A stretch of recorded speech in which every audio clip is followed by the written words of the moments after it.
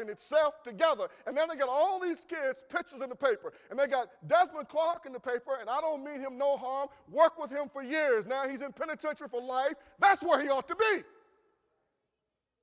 But the police put him back out on the street.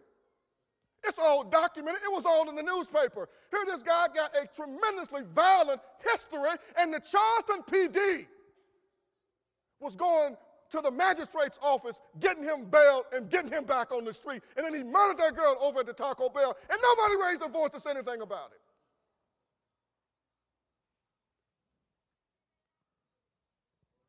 Justice is standing out in the street. But I preached Chase Miller's sermon from this pulpit. And I said, this will be the tipping point. Because when all these black kids kill each other, they just dead. But this young boy has white parents. He was adopted when he was a baby. And I said, they're not going to put up with it. And they didn't put up with it. And they rallied the whole community, and they put pressure on the Charleston PD, and they assigned investigators to investigate this murder, and for the last 2.5 years, they're investigating it. And they're arresting people. Justice should be colorblind. And we ought to be concerned about what's happening. And some people need to be locked up because they're violent, and they don't want to live among us. But we're not getting the same protection under the law because we accept less protection under the law. And we don't demand more protection from the law. Well, you read the article that I wrote about the criminal justice system. I done talked to the last 3 governors. I've talked to the last 3 commissioners of correction. Said, we got a major problem. We're going to bankrupt the state.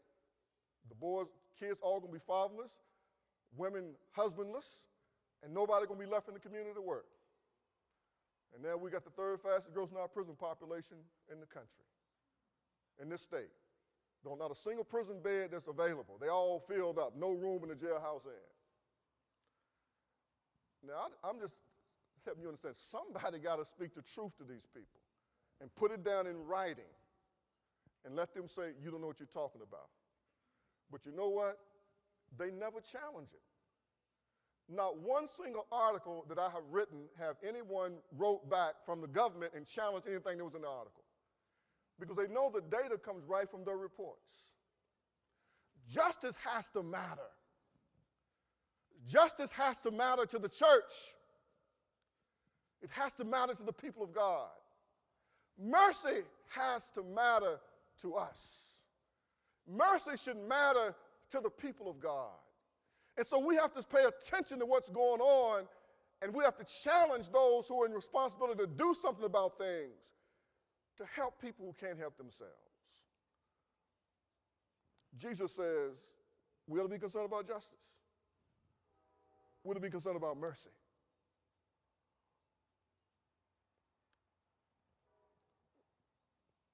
Well, let me move on. Verse 24, as we wrap this up. He said, blind guides who strain out net and swallow a camel. That's a hyperbole if there ever was one. You're trying to strain a net out just so you can drink, so in the meantime you swallow a whole camel. Woe to you, scribes, Pharisees, hypocrites, for you cleanse the outside of the cup and dish, but inside they're full of extortion and self-indulgence. Blind Pharisees, first clean the outside of the cup and dish, and the outside, and that the outside of them may be clean also. Woe to you, scribes, Pharisees, hypocrites, for you are like whitewashed tombs, which indeed appear beautiful outwardly, but inside are full of dead men's bones and uncleanliness. That you couldn't insult a Jew more than that. Not a religious Jew. They call him a graveyard, a tomb. And you look white on the outside, but inside there's a vile stench and obnoxious odor. It's a rotten body on the inside of your heart. Do y'all see why they crucified him? Do y'all see why they crucified him? What are you, scribes and Pharisees? Verse 28, even so you also outwardly appear righteous to men, but inside you're full of hypocrisy and lawlessness. Verse 29, what are you, scribes and Pharisees, hypocrites? You build tombs of the prophets and adorn the monuments of the righteous and say, if we had lived in the days of our fathers, we would not have been partakers with them in the blood of the prophets. Therefore you are witnesses against yourselves that you are the sons of those who murdered the prophets. Good God from Zion.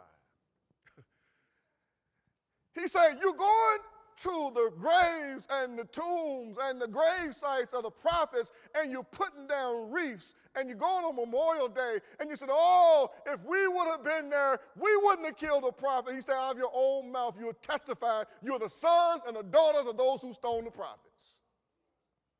It was your parents who killed the prophets, your foreparents. And you got the same spirit that they have. Verse 32, fill up then the measure of your father's guilt. You serpents, you brood of vipers, how can you escape the condemnation of hell? That's a pretty hard preacher there, y'all. He called them snakes.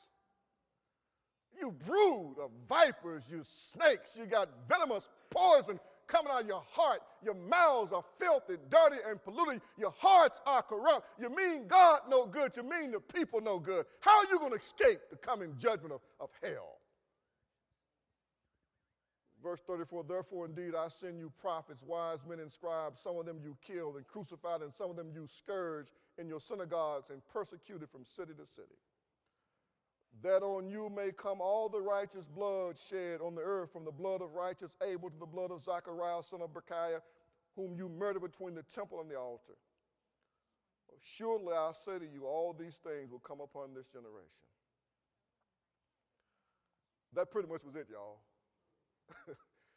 Any doubt they had about whether or not they were going to have him murdered, it was basically ended right here after this verbal onslaught.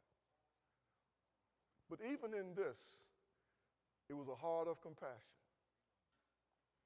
It was a compassionate plea to get them to see themselves, to see their condition, and to see the only hope was for them to fall down before God and cry out to God to have mercy upon them. That's what this was. This was a final appeal. This was a final plea. This was a final attempt to rescue these men from the throes of hell.